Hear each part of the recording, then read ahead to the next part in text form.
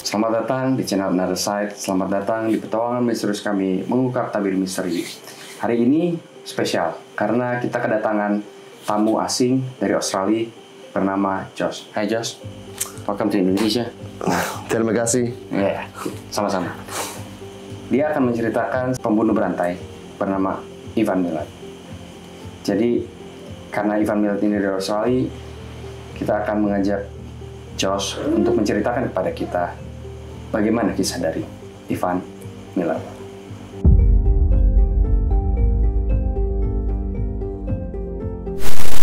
So Josh, you mentioned you have a story for Milat. Who is Milat? Milat is a crazy person. Yeah. He's mentally crazy in the head. He was born in December 27, 1944 in Guildford. That's between New South Wales, it's between Sydney and sort of Albury, halfway to Melbourne. So what would happen, backpackers used to come to Australia and they would try and hitchhike from say Sydney to Melbourne or Melbourne to Sydney.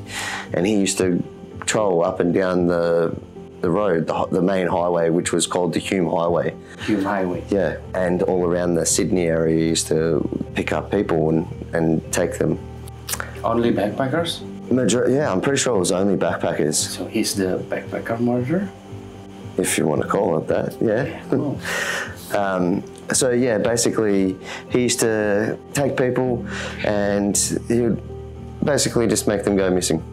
And there was a fair few. I don't exactly know how many, but I think there was, maybe close to maybe 20 or 30 over the lifetime of his life. I think Milat, actually, I think he passed away himself around about 3 or 4 years ago. It was 2018. So the backpackers thing, where they get them and make them missing, what time is it? I think it was around 1994 to 96. So he was already like 50 years old. Yeah, he would have been, yeah. I feel, my opinion, I feel like he actually did it a lot more earlier than that as well. Like when he died, when Milat passed away, he didn't want to tell anyone where any of the bodies were. Oh, so until now, they haven't found the body? They haven't found the backpackers. They haven't found the backpackers. No. So what happened is, like, they take the backpackers, invite him to his car. Yeah, so it was pretty scary, and it was like young girls, a lot of young girls, mainly young girls. In Australia, you put your thumb up and a car will go past, and they can either pull over to, that means, I'm hitchhiking, can you give me a lift, please? Anyway, Milat, obviously, there was a young backpackers on the side of the road with their backpacks on, just putting their thumb up. Milat's pulled in. They've jumped into the car. They started driving a bit, and then they would start going. Milat would drive off into the bush, and the backpackers would say, "Hey, what are you doing?" And by that stage, he's already captured them. So did he do something with them first, or just straight to the thing? That's still a mystery, because yeah, they were never found. They were never found, and he never spoke about it. But he was found guilty. He was found guilty. At what year? So I think he was found guilty in '96, and then basically he rotted in jail. So only 7 backpackers that he was charged for. There was a lot more. I think there's also attempt to appeal, right?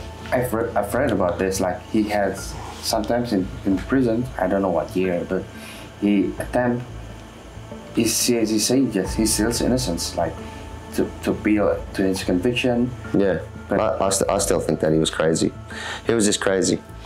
Another thing as well, there was a lot of struggle with the backpackers. You can imagine yourself, I don't know, have you got a daughter? No, a sister. A sister. Okay. Yeah, look, you got a sister, and your sister's travelling overseas. You can feel how dramatic this would be for a young girl that's got in the car. They've gone out into the middle of the forest or the bush, and next minute this person's trying to attack you, grab you, strangle you, do anything like that. The struggle that young person would have, you can imagine, you know, you being you and the families that it's affected as well over the years. Hundreds of people that it would have affected just because of this. There was one, I seen a documentary not long ago in Australia, and there was a couple, I think a boyfriend, girlfriend, they got away. And they ran away and they got another car, they hitchhiked another car, and then they told their story of what actually happened. Oh, so this kind of people, let's say other names like, I don't know, other popular names like doing this kind of person, I think that they has a pattern on it. Maybe in England, Jack, you know, Jack in England. Jack the Ripper? Yeah. Yep. That's the one. I think they have a pattern on it. It's like Jack the Ripper is like young ladies who work at night, sell their stuff. Yeah.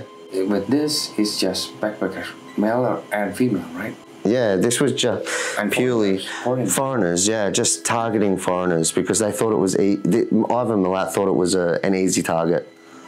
Yeah, because no one in Australia were going to question them where they go, but family, they need to do a lot of effort to maybe search their family members. That's right, yeah, they had a lot of effort to search for the family members. Foreigners don't understand about that, you know. Obviously, Ivan Milat's not around anymore, so it's a lot safer place than it was. What is the biggest impact after Ivan Milat's case?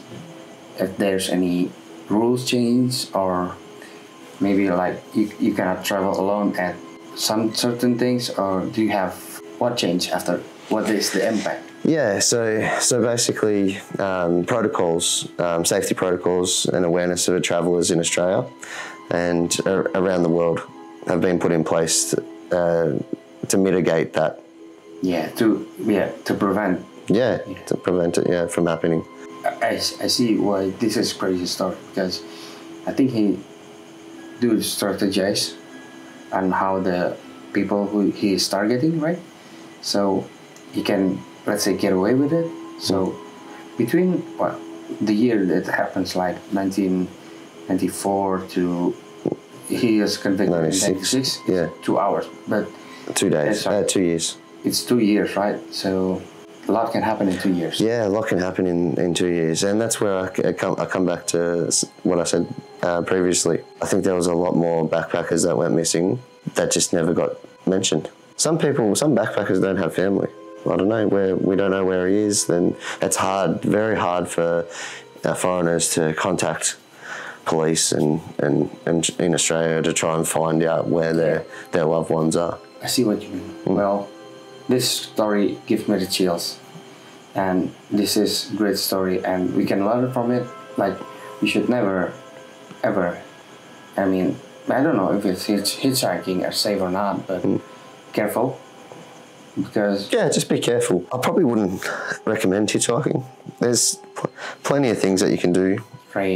There's trains, buses, Uber, e-scooters. I would say try and find a job. If you ever, if anyone's out there that are wanting to come to Australia and you want to move around Australia a little bit to see different things, I would say try and get some cash work or get some work over there so you can afford to get a bus ticket or a train ticket. Go on groups where there's lots of people wanting to travel together and they're all backpackers. Yeah. That's a lot safer. Yeah, exactly. There's backpacker groups, Facebook pages to be able to do that. Exactly. So, thank you for your time.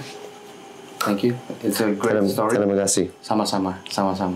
Jadi, begitulah cerita tentang Ivan Milat, seorang pembunuh berantai atau serial killer yang pernah menggemparkan Australia.